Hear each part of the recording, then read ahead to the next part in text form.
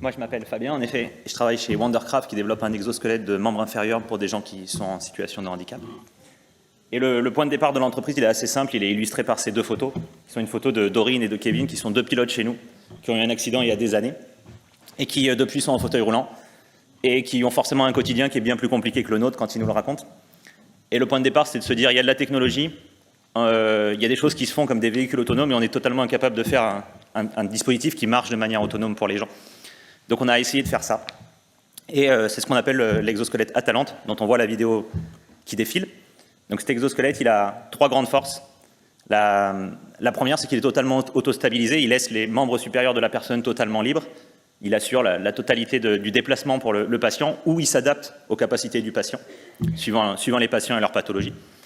Et ça, déjà, c'est très rare, mais ça permet surtout de très rapidement, après un accident, qu'une personne se remette dans un exosquelette, l'utilise régulièrement et qu'elle puisse très fortement regagner des capacités peu après leur accident, ce qui est vraiment la période charnière.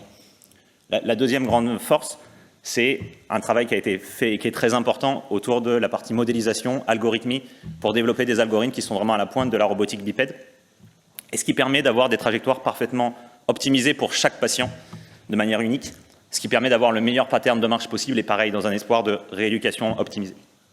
Et le troisième point, parce qu'on est quand même aussi aux assises de l'embarqué, c'est d'être totalement autonome, aussi bien en énergie que le calcul qui est embarqué dans l'exosquelette. Il y a forcément une suite logicielle assez complexe avec un cerveau central et d'autres logiciels qu'on appelle des neurones. Tout fonctionne à assez haute vitesse en temps réel pour pouvoir avoir une finesse dans le contrôle de l'exosquelette, et ce qui est une prouesse.